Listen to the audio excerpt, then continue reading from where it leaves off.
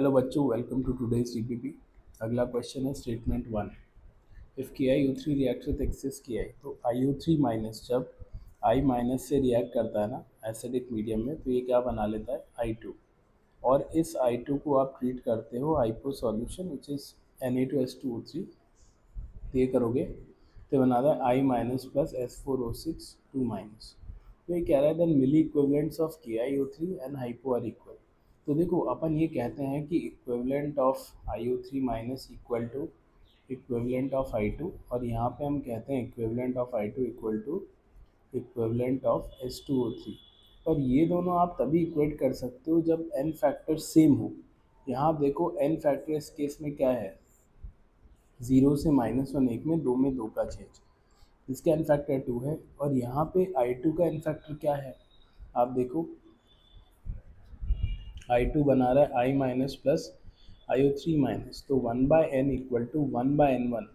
Reduction में 2 का change 1/2 plus oxidation में 10 का चेंज, 0 से +5 10 का चेंज, तो 1/n इक्वल टू या n इक्वल टू 10/6 या n इक्वल टू 5/3।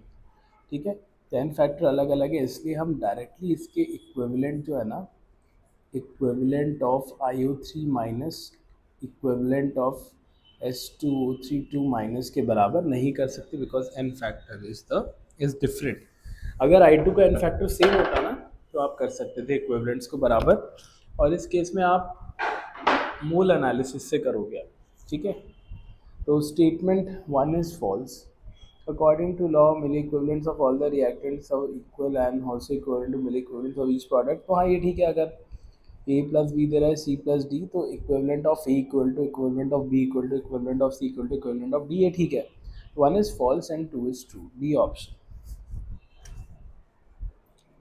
चलिए अगला क्वेश्चन है, द pH ऑफ 0.00, तो NH4CN ये किसका सॉल्ट है, ये सॉल्ट है NH3 और HCN। जब आप इनको रिएक्ट करेंगे तो आपको क्या मिलेगा, NH4CN। तो जब आप इसको पानी में डालोगे तो ये क्या बनाएगा, NH4 plus plus CN minus. और आप जानते हो कि degree of hydrolysis of cation and anion are equal, हम ये मान के चलते हैं। और इसमें pH आता है half of pKw plus pKa minus of pKb, है ना। तो ये ठीक है, इसमें तो कोई दिक्कत है ही नहीं, अप्रॉक्सीमेटली ये ठीक है। द डिग्री ऑफ, अगर आप इसमें H/1 माइनस एच देखोगे, इसका फॉर्मूला आपको डेरिवेशन याद है, किस तरीके से हम इसको डिराइव करते हैं, तो आपको याद नहीं है तो let us just go in for NH4 plus CN minus plus H2O, ये क्या बनाता है NH4OH प्लस HCl। तो C minus C minus CH और CH, ये आ गया। अब आप जानते हो इसका K कितना होगा, NH4OH KH into HCl upon NH4 plus into CN minus. अब आप ज़रा इन रिएक्शंस का K लिखो so that we can link. NH4OH aqueous क्या बना रहा है, NH4 plus plus OH minus, this is क्या Kb। तो Kb होगा NH4 plus into OH minus upon NH4OH। ठीक है, और HCN का K लिख दो आप। HCN का K क्या होगा, H plus plus CN minus aqueous, तो इसका K क्या होगा, ये हो जाएगा H plus into CN minus upon HCN, है ना। और KW क्या होता है, H plus into OH minus. तो अगर आप है ना K1, ये KH है ना, आप अगर KH को मल्टीप्लाई करोगे KW से, आई एम सॉरी K और KB से, तो आप देखो NH4OH कट जाएगा, NH4 कट जाएगा, CN कट जाएगा, तो ये सब आ जाएगा KW के बराबर। मतलब KH होता है KW upon K into KB, और ये किसके बराबर आ जाएगा, CH का square this into this upon C minus CH का स्क्वायर, या H/1 माइनस H का स्क्वायर, ये किसके बराबर है, KW upon K into KB, या H/1 माइनस एच, ये किसके बराबर है, KW upon KA into KB। है ना। तो इसमें हाँ ठीक है, हम जब पीएच निकालते हैं तो हम डिग्री ऑफ हाइड्रोलिसिस को तो कोई इग्नोर नहीं करते हैं, है ना। अपन क्या बोलते हैं, पीएच कैसे निकालते हो यहाँ पे, आपको याद नहीं हो तो हम यहाँ लिख देते हैं कि H plus equal to K into H C N upon C N minus, या H plus equal to K A into H C N कितना आ रहा है देखो यहाँ से, C H upon C N minus C into one minus H, तो K into H upon one minus H, H upon one minus H किसके बराबर है, सॉरी ये रूट आएगा ना, root of K W upon के ए इंटू के B, यहाँ तक आप आ जाओगे। और जो एच प्लस आएगा इसको सॉल्व करोगे आप आगे, तो एच प्लस आ जाएगा root of K W into के ए अपॉन के बी। अब आप log h प्लस ले लो तो आपके पास आएगा half log of K W plus log of K A minus log of K B, minus log h plus is P H, half minus log K W is P K W, minus log K plus P K, minus minus log K B minus P K B. तो इसमें हमने कोई assumption नहीं लिया है, ठीक है। तो फॉर्मूला तो वैलिड है, तो मैच को 1 से 0.1 से ज़्यादा हो या 0.1 से कम हो। तो आपसे कह रहा है कि the degree of hydrolysis H of N H four C N is comes out to be greater than 0.1। तो इसका डिग्री ऑफ हाइड्रोलिसिस आप निकाल लो, है ना। H upon one minus H किसके बराबर है, root of K W upon 10⁴ के इंटू के बी, 8 इंटू 10⁻−15। हाँ तो ये बात ठीक है, H upon one minus H की वैल्यू ज़्यादा आएगी तो इट कैन नॉट, 0.1 से ज़्यादा आ रही है तो it can not be neglected with respect to 1, this is true, है ना। यहाँ से आएगा statement 1 is true, 2 is true, but 2 is not a correct explanation.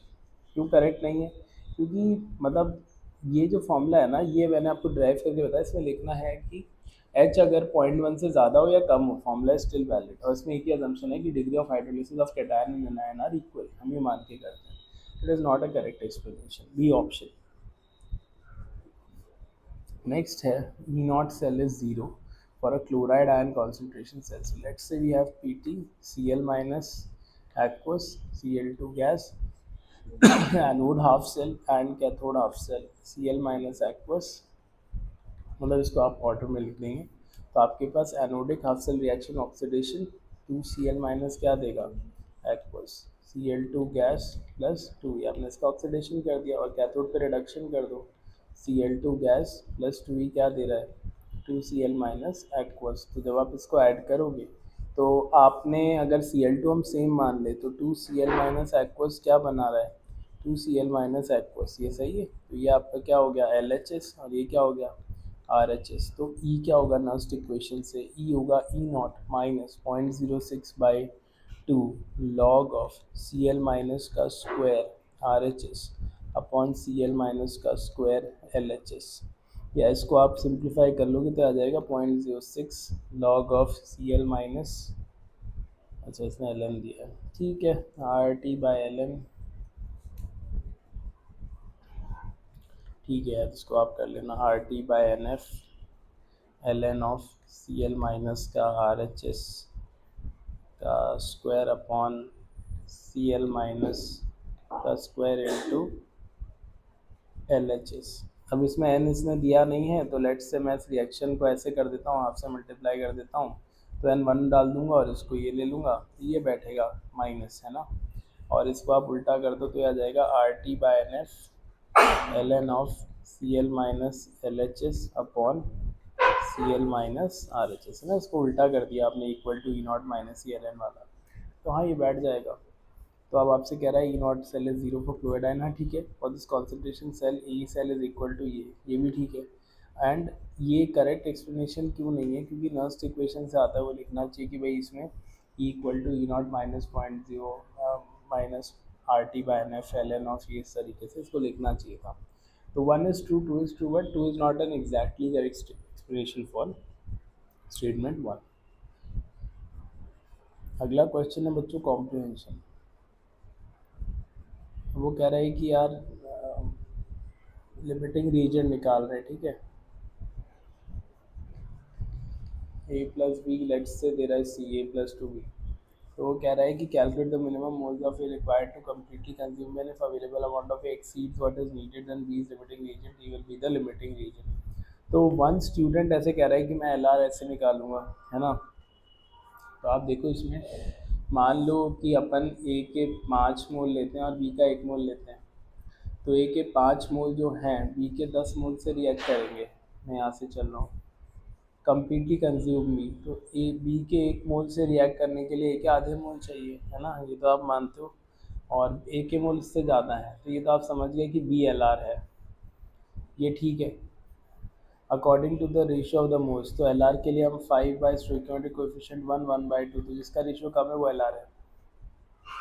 हाँ, ये theoretical ratio exceeds ratio of moles actually taken and reactant in numerator. Calculate the ratio of the moles of the reactants initially taken, A by B कर दिया मैंने, and compare it to theoretical mole ratio, compare it to 1:2, ठीक है। तो अब आप देखो इसमें if theoretical ratio exceeds ratio of moles actually taken, then reactant in numerator will be the limiting reagent। तो आपने इसके 5 लिए, इसके 1 लिए, तो ए इज टू बी हो गया 5:1 और stoichiometry A is to B हो गया 1:2, है ना। तो आप अब देखो इसमें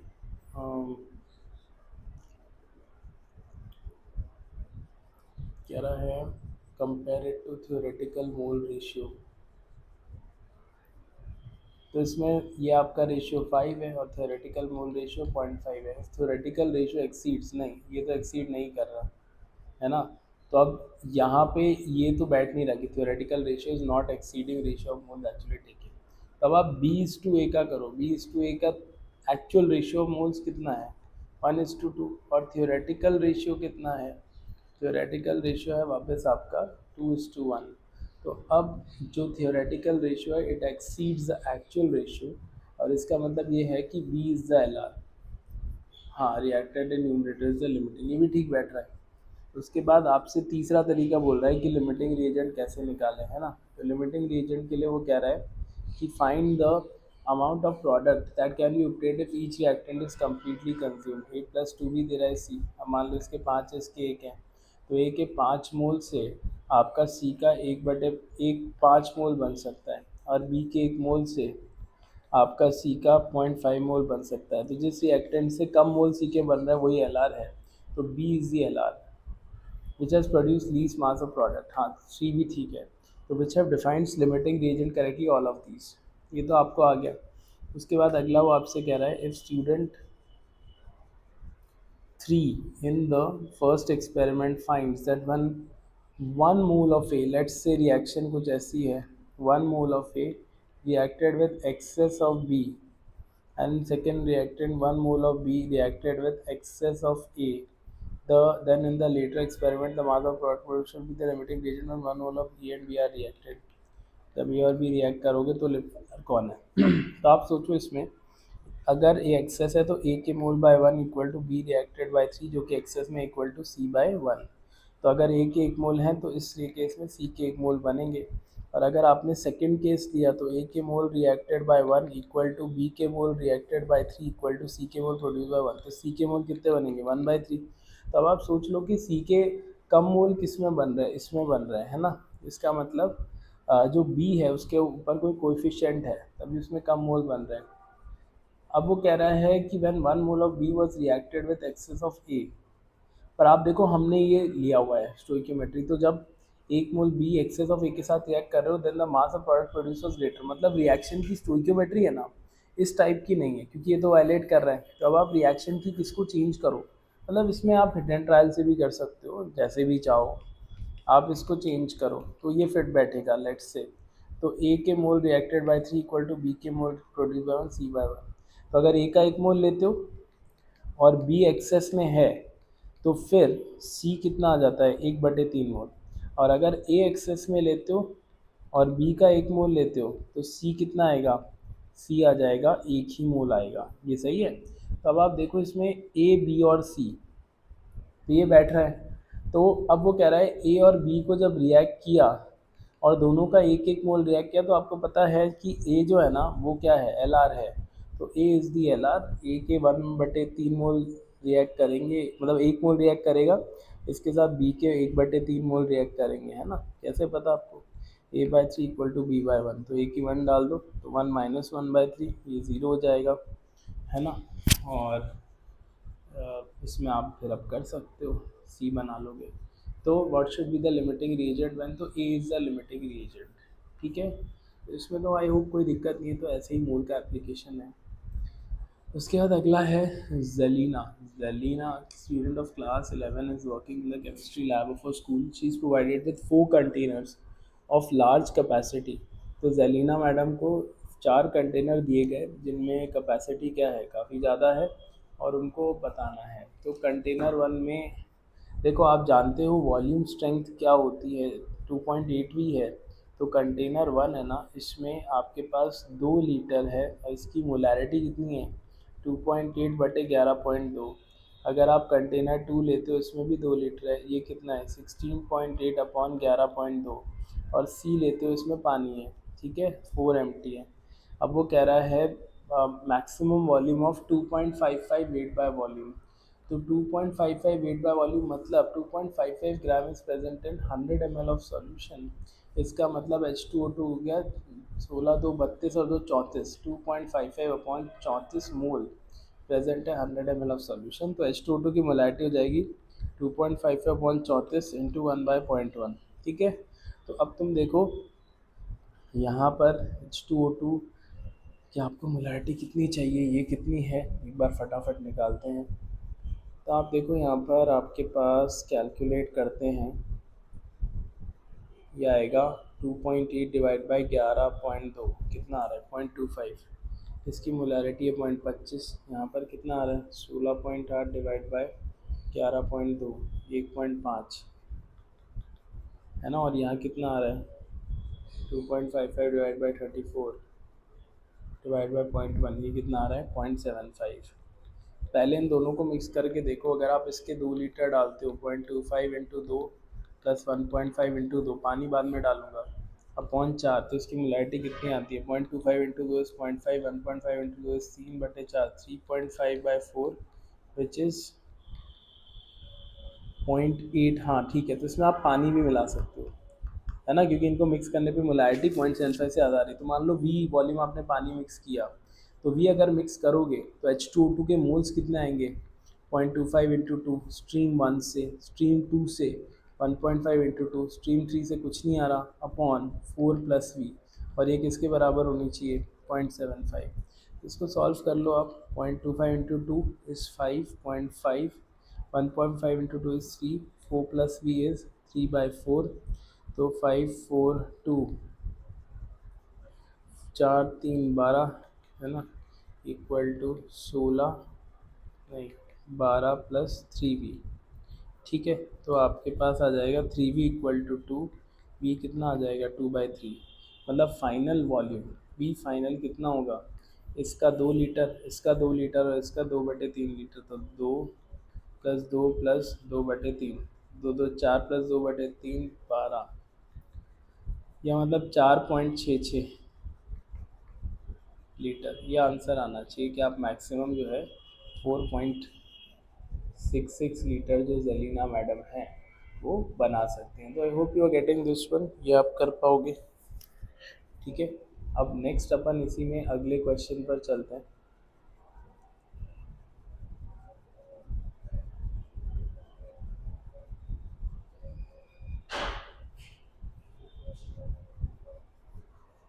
फाइनल वॉल्यूम इतना आएगा, पानी का वॉल्यूम 0.67 आ जाएगा, ठीक है। चलिए, Zelina prepared a 12.6 V H2O2 solution and mixed with it 9 by ठीक है। तो जेलिना मैडम ने जो H2O2 की मोलैरिटी है वो कितनी है, वो है 12.6/11.2, है ना।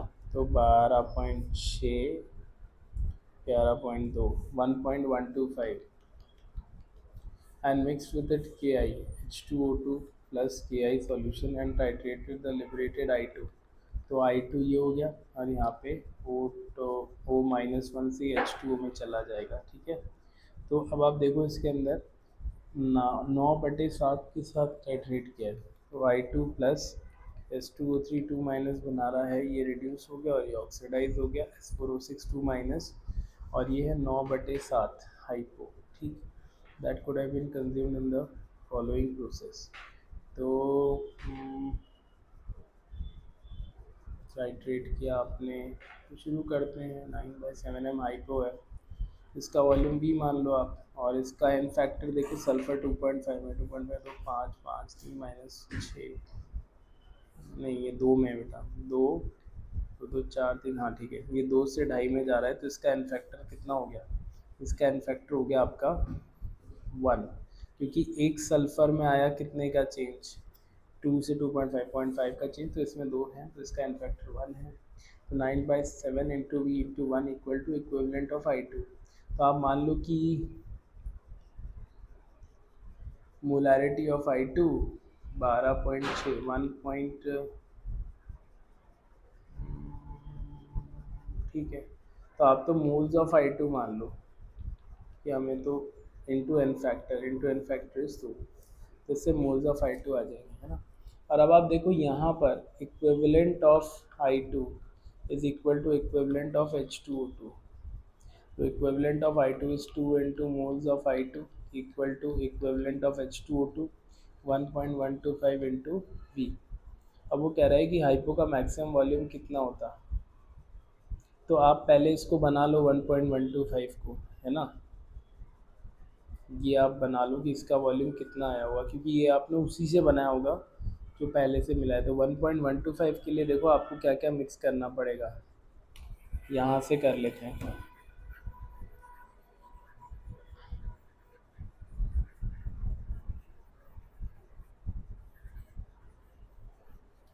1.125, अगर आपने अभी देखा था कि ये 2.8V है, ये 2 लीटर है, और ये कितना है 16.8V है, ये 2 लीटर है, ठीक है। तो आप जब इन दोनों को मिक्स करते हो तो 0.8 समथिंग आता है ना, 16.8 डिवाइड बाय 11.2, ये आ रहा है 1.5 M, ठीक है। और ये कितना आ रहा है, ये आ रहा है 2.8 डिवाइड बाय बोला है 0.2, तो ये आएगा 0.25। तो अब तुम इन दोनों को मिक्स पूरा 4 लीटर नहीं बना सकते, क्यों, दोनों को बराबर मिक्स करो तो 0.8 समथिंग आ रहा है, जबकि तुम्हें कितना चाहिए, तुम्हें चाहिए 1.125। ये इसका मैक्सिमम वॉल्यूम वहाँ से बनाओ और इसकी रिएक्शन कराओगे, तो कह रहा है कि I2 के साथ मैक्सिमम वॉल्यूम ऑफ हाइपो कितना हो सकता है। तो दोनों मिक्स कर दो, इसका तो पूरा डाल दो 1.5 इंटू 2 प्लस इसका V डाल दो, हमें नहीं पता कितना काम आ रहा है, 0.25 into V upon 2 plus V, ये किसके बराबर है, 3/, हाँ हाँ 1.125, तो 1.5 इंटू 2 ये प्लस 0.25 इक्वल टू 1.125 इंटू 2, ये कितना आ गया 2.25 प्लस 1.125V। तो आप देखो इसमें ये तो आएगा 0.75 इक्वल टू 1.125, 1.125 माइनस 0.25, 0.875V, ये आएगा आपके पास 0.75 डिवाइड बाय 0.875, 0.85, तो V आएगा तुम्हारा 0.857 लीटर आ रहा है ना। इतना मिक्स करोगे तब जाके आएगा, तो टोटल वॉल्यूम हो गया 2.857 लीटर। तो अब इन दोनों को बराबर कर दो, इसको 9/7 इंटू वी इंटू 1, हाइपो का इक्वल टू क्या 2 पॉइंट इसके 1.125V, ये मोलैरिटी इंटू 857 लीटर्स, और इसके आप इक्विवेलेंट बराबर करोगे तो मोलैरिटी है, इसका एन फैक्टर 2 है, तो आपने इसको इंटू 2 करना है, एन फैक्टर के बराबर आपने कर दिया, ये मोलैरिटी आ गई। तो मेरे हिसाब से इसमें वी आ जाएगा आपका, कितना आएगा वी, आप देखो 1.125 into 2.857 into 2 upon 9 multiplied by 7, ये कितना आ जाएगा 1.125 into 2.857 into 2 into 7 by 9, 4.99, so V is approximately कितना 5 लीटर्स, तो 5 लीटर आंसर आ गया। ठीक है। नेक्स्ट है के एस पी दे रखा है आपको, के S P values of CrOH whole thrice, AlOH whole thrice and FeOH whole thrice। ये आपको दे रखा है 7 × 10⁻⁻31, 2 × 10⁻⁻33, 6.4 × 10⁻⁻38। अब आपसे कह रहा है what is the equilibrium constant of the following reaction. तो माफ़ करना दोस्तों, मैं वो इक्विलिब्रियम कांस्टेंट पेस्ट नहीं कर पाया, बट मैं आपको लिख देता हूँ। तो इक्विलिब्रियम कांस्टेंट ये है रिएक्शन का, Fe3 plus aqueous plus 3H2O दे रहा है FeOH3 plus 3H plus aqueous. ये पीपीटी का तुम्हारा ये लिक्विड है। तो अब तुम सोचो कि यार इसको कैसे बनाओगे। तुम देखो, हाँ, FeOH3 वाले को उल्टा कर दो तुम, मतलब तुम इसको ऐसे लिख सकते हो Fe3 plus aqueous plus 3OH minus aqueous. ये क्या बना रहा है, FeOH होल थ्राइस सॉलिड, ये बना रहा है। ठीक है। और अब आप इसमें H2O, 3H2O क्या बना रहा है, H2O दे रहा है H plus plus OH minus, तो 6H प्लस, नहीं, 3H plus plus 3OH minus. तो ये जो इक्वेशन है ये कितना है, 1/6.4 × 10⁻⁻38, ये ठीक है। और आपने इसको लिया तो H2 ही बनाया, 10⁻14 होता है ये, 3 से करोगे तो 10⁻14 की पावर, मतलब इसकी इंटू 3, तो हो जाएगा 10⁻42। ठीक है। तो इन दोनों को ऐड करोगे तो आपके पास कांस्टेंट आ जाएगा K = K1 × K2 या 1/this इंटू दिस। 1/6.4 10⁻38 इंटू 10⁻42 या 10⁻4/6.4। ये आपका आंसर आ जाएगा फॉर दिस केस, है ना। तो I hope you got this one. अगला क्वेश्चन ले लेते हैं। अगला क्वेश्चन आपसे कह रहा है what will happen when FeCl3 Fe plus 3 is added to the solution of AlOH3। तो देखो इसमें क्या हो सकता है, आप देखो AlOH3 ने थोड़ा बहुत इक्विलिब्रियम बनाया होगा किसका, Al3 plus aqueous plus 3OH minus aqueous. और इसमें जब आपने क्या डाल दिया Fe3 प्लस, तो आप देखो Fe3 प्लस हो सकता है OH माइनस को ले जाए 3OH माइनस एक्वस और क्या बना ले, FeOH होल थ्राइस, ये बना ले। ठीक है। तो इसमें आप देखोगे तो यहाँ पर ये बन जाएगी net reaction, AlOH3 plus Fe plus 3, ये सॉलिड, ये एक्वस, ये क्या बना रहा है Al3 plus aqueous plus FeOH3।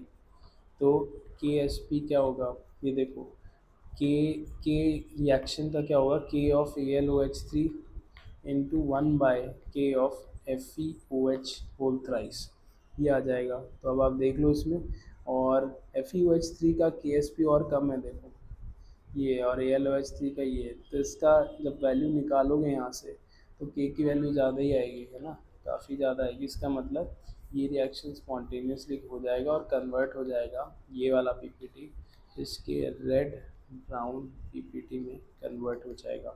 So I hope you got this one, ये भी आपको आ गया है। अगला क्वेश्चन लेते हैं, how many moles of Fe2SO4 whole thrice can be added without precipitating FeOH3। तो आप मान लो कि x मोल Fe2SO4 होल थ्राइस हम डाल रहे हैं कितने में, 2 लीटर पानी में। तो Fe+3 के मोल कितने हो गए, यहाँ पर इसके x डालें तो यहाँ 2x हो गए। Fe+3 की मोलारिटी हो गई 2x/2 या x। और अब आप देखो कि पानी में OH माइनस कितना होता है, 10⁻⁷। तो QSP should be less than KSP, better condition. तो Fe+3 इंटू OH माइनस का क्यूब, ये QSP हो जाएगा अंडर गिवन कंडीशन। पानी का न्यूट्रल है, pH 7, तो आपको मिलना चाहिए x इंटू 10⁻⁷ का cube should be at least equal to, हाँ कितना, 6.4 इंटू 10⁻⁻38, 6.4 इंटू 10⁻⁻38 या x आ जाएगा 6.4 इंटू 10⁻38 अपॉन 10⁻21 या एक्स आ जाएगा 6.4 इंटू 10⁻17, ये आ जाएगा आपके पास। इतने मोल डाल सकते हो, ए ऑप्शन। अगला क्वेश्चन आपके सामने है, the cell potential for the unbalanced chemical reaction is E naught. Now answer. Now at what pH will the cell potential be 0 if the concentration of other components is equal to 1? तो आप देखो यहाँ पर आपसे कह रहा है कि सेल पोटेंशियल है, Hg22 प्लस दे रखा है, चलो उसको बैलेंस ही मार दो तुम। Hg22 प्लस क्या दे रहा है, Hg2 प्लस और प्लस 2, ठीक है, ये ई नॉट ऑक्सीडेशन है। और आपने लिया NO3 minus plus 3H3O plus plus 2E, ये क्या दे रहा है, HNO2 प्लस 4H2, ये बैलेंस है क्या? एन तीन तीन छः 4 2 6, तो ठीक है, 4 2 8 और 1 9, 3 3 9, हाँ नहीं तो बैलेंस ही है। तो इसमें तो काम तो बड़ा आसान सा है, ये ई आपका रिडक्शन हो गया और ई नॉट आपने कर दिया, नेट रिएक्शन आ जाएगी Hg22 plus plus NO3 minus plus 3H3O plus क्या दे रहा है, 2Hg2 plus plus HNO2 plus 4H2 liquid aqueous aqueous aqueous aqueous aqueous, ठीक है ना। ये ई नॉट आएगा अगर सब 1 है। तो कह रहा है कि ई ज़ीरो कर दें तो पीएच कितना रखें। तो आप देखो इसमें आपको तो ई नॉट सेल कितना है, 0.02 वोल्ट। अभी इसकी ज़रूरत क्या थी, तो दिख ही नहीं रहा है, पर all concentration are equal to 1। तो आप देखो इसमें ई सेल को क्या लिखोगे आप, ई को लिखोगे ई नॉट माइनस 0.06/2 लॉग ऑफ, बाकी सबको आप 1 ले लो, 1/H प्लस की H3O प्लस का H प्लस की पावर 3, या फिर इसको लिख रहा हूँ 0.02 minus 0.03 log of H plus की पावर -3, या 0.02 माइनस ये यहाँ पे आ जाएगा 0.09 लॉग ऑफ H प्लस, ये ज़ीरो कर दो, या 0.02 equal to 0.09 log of H plus minus log of H plus को pH लिख दो, तो pH कितना आ जाएगा, 2/9। 2/9 is the final answer to this question.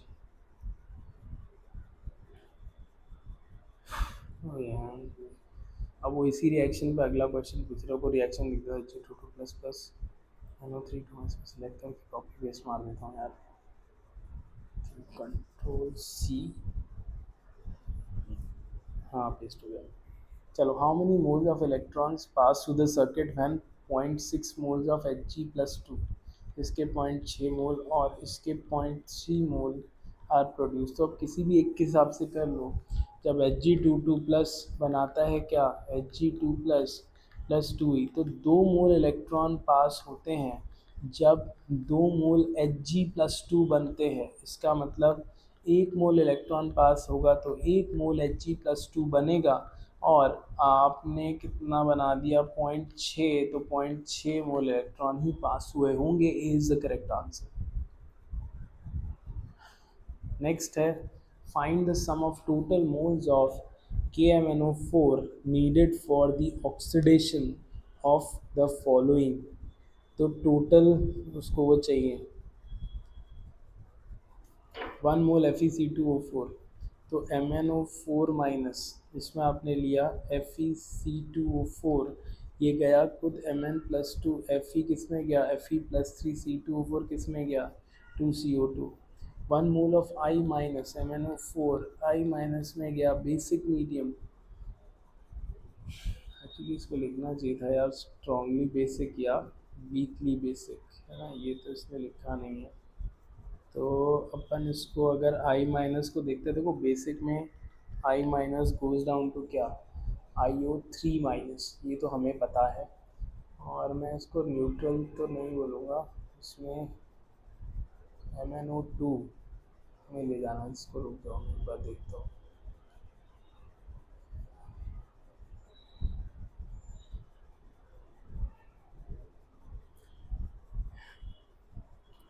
तो इसमें आपका MnO4 से स्ट्रांगली बेसिक कर दो आप इसको ना, ये लिख के देना चाहिए।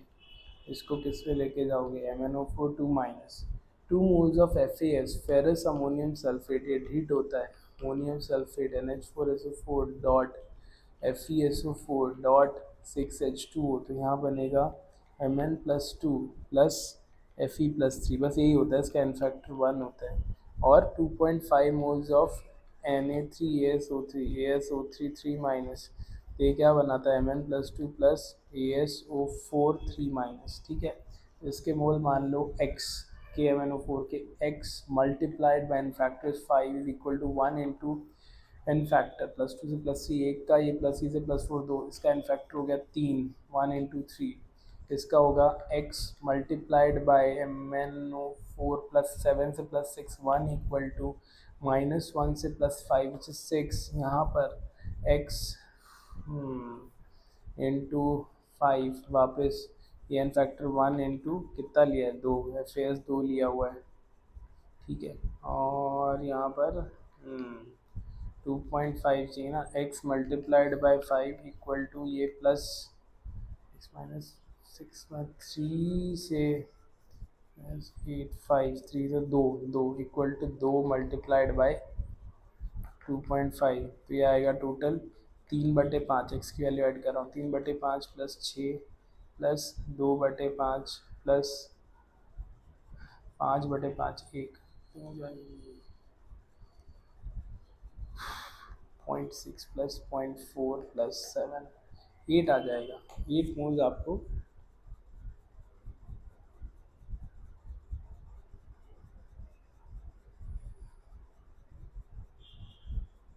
3/5, तो अगर स्ट्रांगली बेसिक है तब तो 8 आएगा, और अगर आपको लिखा होता वीकली बेसिक MnO2 तो उस केस में आपका फिर यहाँ पे एन फैक्टर कितना लेते, +4 से +7 से +4 3 लेते, तो फिर 2 हो जाता, 2 होता मतलब 4 से आंसर, फिर 4 आंसर आता। क्या मैंने स्ट्रांगली बेसिक के हिसाब से कहती, अगर MnO2 होता तो फिर x की वैल्यू कितनी आती, x इंटू 3 इक्वल टू 6, तो x2 आता, तो उस केस में समेशन ऑफ टोटल मोल्स आता 4, ठीक है। So I hope you get this one. अगला क्वेश्चन है, A moles of K2Cr2O7 are needed in acidic medium for oxidation of 9 moles of ethanol.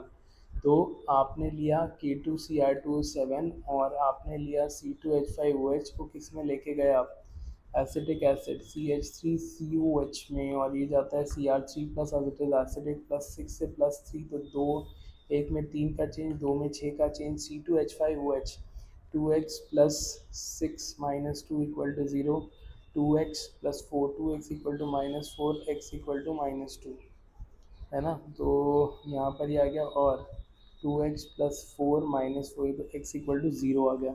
तो एक कार्बन में 2 का चेंज, 2 कार्बन में 4 का चेंज, इसका एन फैक्टर 4 हो गया।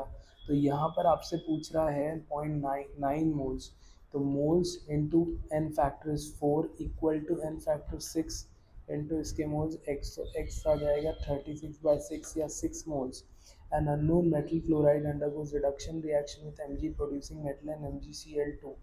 तो एक मेटल क्लोराइड है MCl(X), इसकी रिएक्शन हम किससे कराते हैं, Mg से, अरे यार ये बनाता है MgCl2 प्लस मेटल, ठीक है। Experiment show that 52.4 gram of metal chloride, तो ये कितना है 52.4 gram reacts with 9.6 gram of Mg according to the given reaction, ठीक है। तो equivalent of metal chloride 52.4 upon E plus equivalent mass of chlorine equal to equivalent of Mg 9.6 upon Mg, Mg का equivalent mass होगा 12, तो इससे आपके पास E आ जाएगा, E plus 35.5 equal to 52.4 into 12 upon 9.6, में आएगा 52.4 2.4 इंटू 12 डिवाइड बाई 9.6 माइनस 35.5, 30 आ गया इसका। तो पहले का आंसर आ गया आपका 6, दूसरे का आंसर आ गया आपका 30। So I hope you are getting this one. है ना। एंड चलिए नेक्स्ट वाले क्वेश्चन पर चलते हैं। अब अपन ने काफ़ी तो कर ही लिए एंड आई थिंक थोड़े से और बचे हैं, मैच द कॉलम्स और इस टाइप के क्वेश्चंस बचे हैं। चलिए आगे चलिए। अगला question, an organic compound contains CHNO 1 2 3 4 5 6 7 8 है अभी यार, ये तो DPP है अभी ना, कोई बात नहीं, करते हैं आराम से। An organic compound contains CH1O atoms. So CHO, one molecule contains H atoms. So CHHYOZ. तो H के एटम जो है ना 66.67 दो तीन है टोटल एटम्स के। And mass ratio of C2, C का मास है 12x, O का मास है 16, दैट इज 3/2। फाइंड द, और इसका मोलर मास कितना है 12x plus y plus 16z equal to 46। तो ये तीन इक्वेशन सॉल्व करके आप क्या निकाल सकते हो आराम से, एक्स वाई एंड जेड निकाल सकते हो। सिंपल क्वेश्चन है। अगला क्वेश्चन है, how many of the following statements are correct. तो आप देखो इसमें पहला question, the discharging of lead storage battery constitutes a galvanic cell. हाँ सही है, डिस्चार्ज होता है अपने आप वोल्टेज देता है तो it is a galvanic cell. दूसरा, during charging of lead storage battery anode is negatively charge. तो जब आप लेड स्टोरेज बैटरी को चार्ज करते हो तो एनोड वो होता है जिस पे पॉजिटिव चार्ज आता है ना, जिस पे आई एम सॉरी एनायन आएगा, तो एनायन उस पे आता है जिस पे पॉजिटिव चार्ज होगा। तो ये क्योंकि जब आप चार्ज कर रहे हो तो then it is not a galvanic cell, then it is an electrolytic cell. So this is wrong. The mass lost at anode is equal to mass gained at cathode in any galvanic cell। नहीं, तुम कोई सा भी example ले लो, जैसे तुम zinc वाले तो Zn क्या दे रहा है, Zn 2 plus 2 anode, let's say Daniel cell voltaic cell Cu2 plus 2 दे रहा है Cu। तो यार मासेस तो बराबर नहीं आएंगे देखो, है ना, ये तो तुम देख ही रहे हो, इसका इतना मास गया यहाँ पे इतना मास बना, तो ये बराबर तो नहीं है, तो ये तो सही नहीं है। उसका अगला है, E cell is an intensive quantity and is independent of temperature. नहीं यार, E is dependent of temperature. E क्या होता है, E0 माइनस 0.26/2 है ना, लॉग ऑफ वो, और 0.26/2 कैसे आता है, RT/NF वाले टर्म से आता है, तो it is independent of temperature तो नहीं है। नेक्स्ट है, the overall reaction in electrolytic cell need not always look like a redox reaction. तो ओवरऑल रिएक्शन रिडॉक्स कितना, हाँ ये बात भी ठीक है। जैसे अगर मैं आपको इस टाइप का बोल दूँ, Ag AgCl Cl minus aqueous Ag plus से Ag, तो नेट रिएक्शन क्या होगी, एनोड, एनोड पे क्या होगा, Ag प्लस Cl माइनस क्या दे रहा है, AgCl सॉलिड, है ना, यही दे रहा है Ag सॉलिड। और कैथोड पे क्या आएगा, कैथोड पे आएगा आपके पास Ag प्लस प्लस E, ये क्या दे रहा है, यहाँ पे प्लस E कर देना है, ये आपको दे रहा है Ag। तो नेट रिएक्शन ऐसे दिखेगी आपको, Ag plus plus Cl minus क्या दे रहा है, AgCl सॉलिड, तो ये नेट रिएक्शन है, ठीक है, तो ये तो आपका अलग ही। उसके बाद if E0 of a reaction is negative then reaction is under all conditions. नहीं भाई, E0 नेगेटिव है पर किसी कंडीशन में आपने E को पॉजिटिव कर दिया तो फिर सेल फंक्शन कर सकता है, ठीक है। तो करेक्ट आंसर इज फर्स्ट और फिफ्थ। अगला है, pure water is saturated with pure solid AgCl। Pure water is saturated with,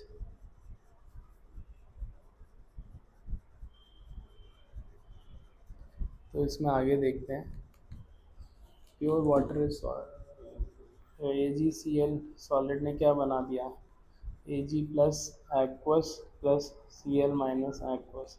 A silver rod is placed in the solution non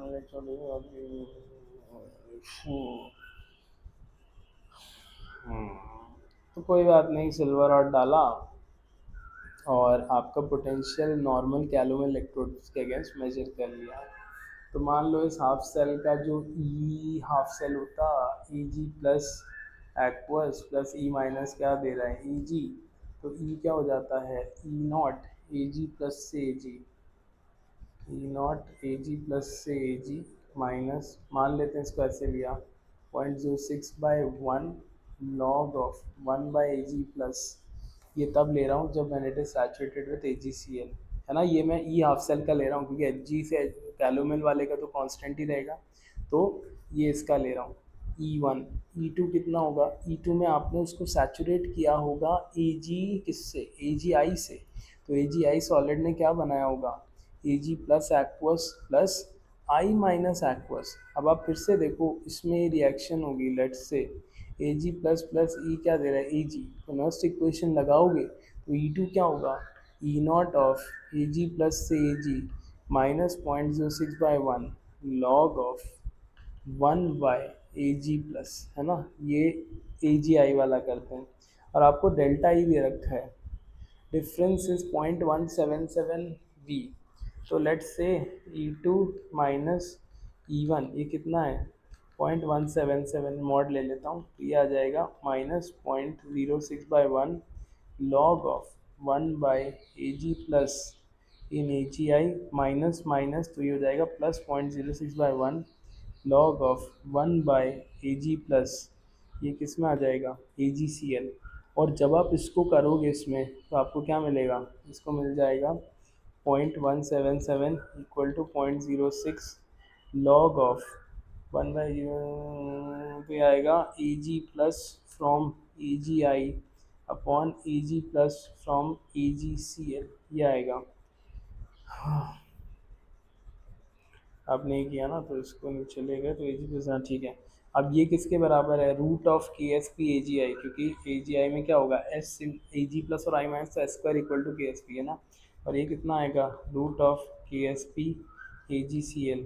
तो ओहो इसको करोगे तो ये आएगा 0.177 equal to 0.06 into half log of K S P A G I on K S P A G C L. तो यार अब इसकी पावर निकालते हैं।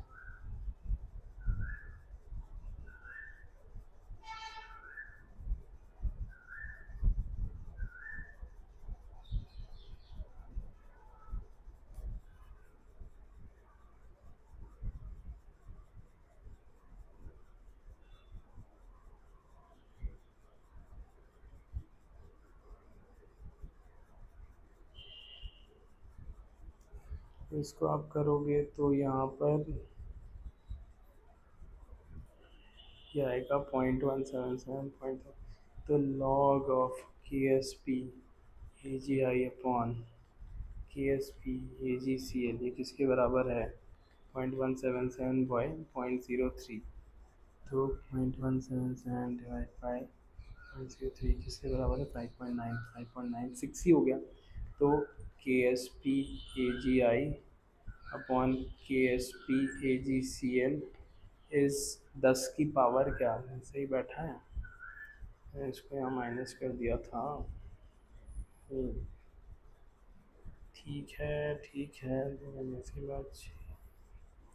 तो ये 10 की पावर 6 आना चाहिए, बट एक्चुअली मैं इसको 10 की पावर -6 ले रहा हूँ, क्योंकि के मतलब मैंने तो डिफरेंस लिया था ना, मैग्नीट्यूड नहीं लिया। और के एस पी ए जी आई का एक्चुअली कम होता है किससे, K S P A G C L से, तो ये कम होगा, तो फिर ये माइनस जो मैंने नेगेटिव लिया था ना, ये मैंने मैग्नीट्यूड लेके किया है, but E2 minus E1 should have been -0.177, तो ये -10 की बार -6 आया होगा, तभी ये क्वेश्चन फिट बैठेगा।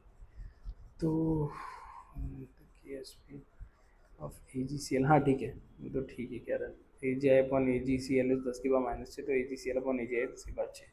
सो that's it, we got this one.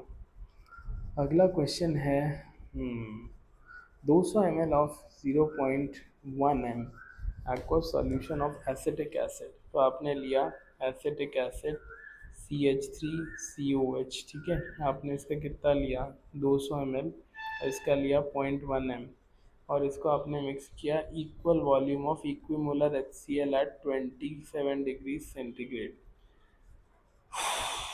0.1 m और 200 ml। If 1 gram NaOH, NaOH कितना हो गया 1/40, then the H plus in the final solution is इतना represented, हाँ हाँ कोई बात नहीं, अब तुम पहले मोल निकाल लो। CH3COH कितने आ गए 0.1 इंटू 0.2 0.02, HCl के मोल आ गए 0.2 इंटू 0.1 0.02, और NaOH के कितने आ गए 0.1/4 4 0.025, है ना।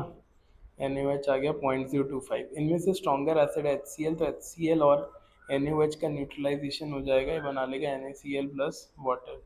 तो 0.025 यहाँ से गया 0.02, यहाँ से ये ख़त्म हो गया, ये ज़ीरो हो गया, माइनस 0.02, ये बन गया 0.005।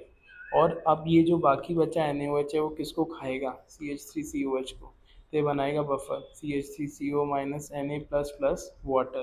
तो आपको मिलेगा 0.02, 0.005 माइनस 0.005, यहाँ ज़ीरो, 10 में से 5 गया 5, 0.015, और यहाँ कितना बन जाएगा 0.005।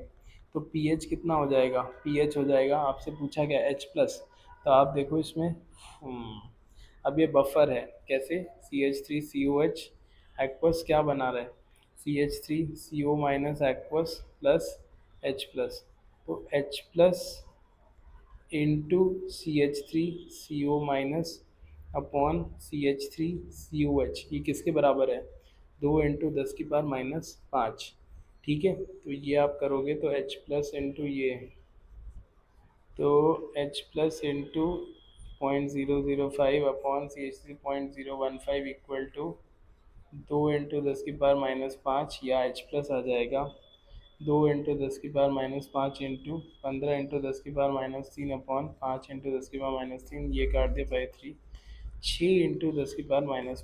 तो ये आंसर आना चाहिए आपका 6 × 10⁻⁵ is the correct answer to this question.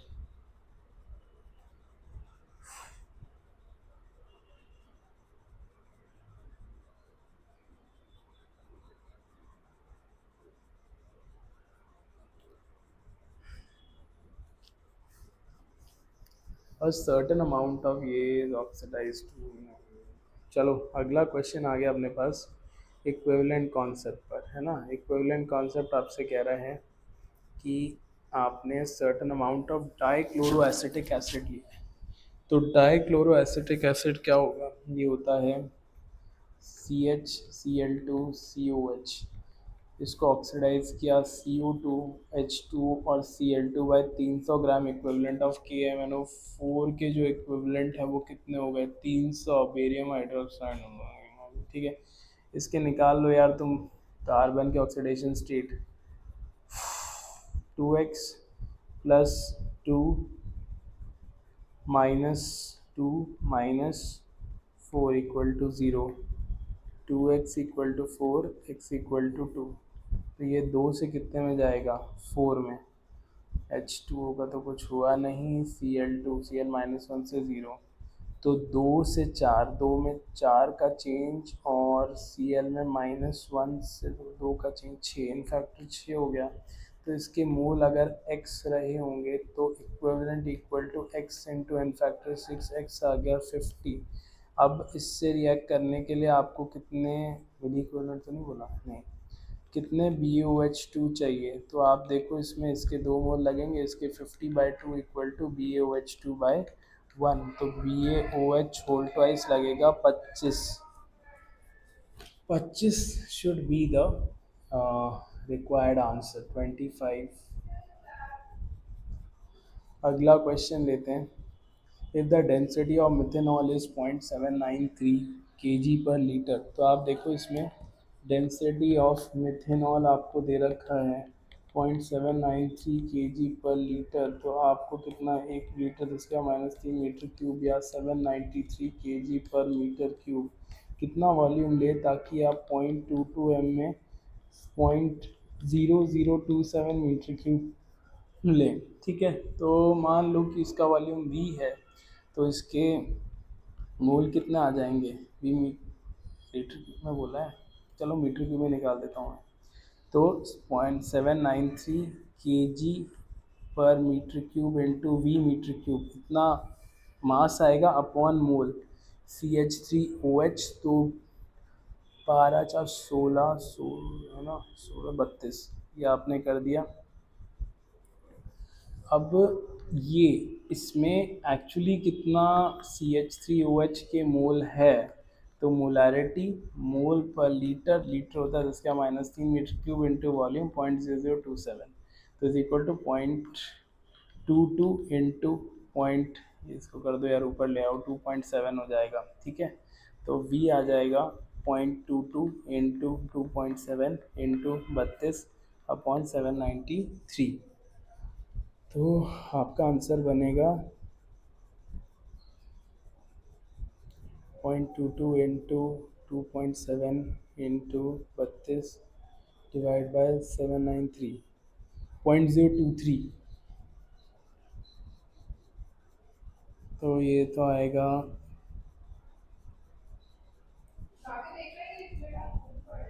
0.023 आ रहा है। मैंने कुछ रखा क्या है क्या? हाँ यार, ये केजी है, ये एक्चुअली किलो मोल है ना। तो ये 10⁻³ होना चाहिए, और v आएगा 10⁻³ तो 10⁻−3, तो which is approximately equal to 23 point something, या 24 इंटू 10⁻−6 मीटर क्यूब, या 24 ml। इस बार मैं दोबारा कैलकुलेशन देख लेता हूँ। डेंसिटी ऑफ मिथेनॉल दे रखा है तो 0.793, 793 के जी मीटर क्यूब, इसमें v लिया 793 इंटू वी अपॉन 32 इतने हैं, और 0.22 इंटू 0.027, इसको आप करोगे तो आपके पास 24 ml आंसर आ जाएगा। अगला क्वेश्चन है, during the preparation of H2S2O8 परऑक्सी disulphuric acid. तो देखो आपके पास एनोड पे दो रिएक्शन हो रही है, कौन कौन सी? SO4 2- H2SO4 ले रहे हो, कॉन्सेंट्रेटेड लोगे तो ये ओवर वोल्टेज लगाते हो तो ये बनाता है, ठीक है। O2 गैस ऑल्सो रिलीजेस, मतलब 2H2O क्या दे रहा है, O2 plus 4H plus plus 4E ये दे रहा है। तो अब आपसे बोल रहे हैं when 10.304 litre of H2 releases at cathode and 2.24 liter of O2 at anode at STP, the weight of H2S2 produced in gram is। तो और कैथोड पे क्या हो रहा है? कैथोड पे 2H2O प्लस 2E क्या बना रहा है? H2 plus 2H minus. ये कैथोड पे है, ये एनोड पे है, इसका मतलब अब इक्विवेलेंट एट कैथोड, क्योंकि भाई चार्ज कंजर्व रहेगा, वैसे उससे भी कर सकते हो, इक्विवेलेंट से भी कर सकते हो। इक्विवेलेंट रिलीज एट एनोड, तो कैथोड पे कितना होगा आपके इक्विवेलेंट? 10.304 अपॉन 22.4 H2 के mole into N factor 2 equal to equivalent of O2 at anode. O2 कितना है? 2.24 अपॉन 22.4 इंटू एन फैक्टर 0 से 2, दो में 4 का चेंज, प्लस इसके मोल मान लो x मोल ही निकालना है तुम्हें, x multiplied by N factor 2। तो इससे तुम x निकाल सकते हो, और x को मोलर मास से मल्टीप्लाई कर दोगे तो आपके पास क्या आ जाएगा? आपके पास मास आ जाएगा, जो कि आप किसका ले रहे हो? Na2H2O8 का। आप जब इसको सॉल्व करोगे तो आपके पास वो फाइनल आ जाएगा, ठीक है। ये n मोल है, x मोल है। नेक्स्ट क्वेश्चन है, the equilibrium constant for the given reaction है 10⁻20। A solid plus 2B aqueous दे रहा है, 2C solid plus D aqueous, और K कितना है? 10⁻20। Calculate starting with 1 mole of A, 1 mole of A half mole per litre of B in a container of volume 1 litre. तो कोई बात नहीं, ये इतना है। अब देखो आप समझते हो कि रिएक्शन पूरी हो जाएगी, तो बी एल आर है तो बी लगभग कंप्लीट हो जाएगा, इसके एक्स मोल बचेंगे विच टेंस टू ज़ीरो। तो 1/2 मोल बी से सी के भी 1/2 मोल बनेंगे, और डी के भी कितने बनेंगे? डी के बनेंगे 1/4 मोल, ठीक है। तो अब आप देखो यहाँ पर 1/4 अपॉन 1, क्योंकि जो कंटेनर का वॉल्यूम है वो तो 1 ही है, अपॉन एक्स का स्क्वायर, क्योंकि बाकी सब तो एक्वस है। डी अपॉन बी का square is equal to 10⁻20 is equal to 10⁻20। तो 1/4x स्क्वायर इक्वल टू 10⁻20, तो एक्स स्क्वायर आ जाएगा 1/4 इंटू 10⁻−20, तो x आ जाएगा 1/2 इंटू 10⁻−10। तो आपसे क्या पूछा है? b निकालना है ना। अरे यार बी तो बहुत ही कम आ रहा है, तो कोई बात नहीं, 10⁻12 से तो 100 तो एक्स ये 50 आ जाएगा answer, if you multiply it with by 10⁻+12, है ना। So I hope you got this one. ये कुछ क्वेश्चंस थे, बाकी नेक्स्ट टाइम मिलेंगे with the DPP of inorganic chemical bonding coordination and so on. See you in the next DPP session. Take care. Bye bye. Keep rocking.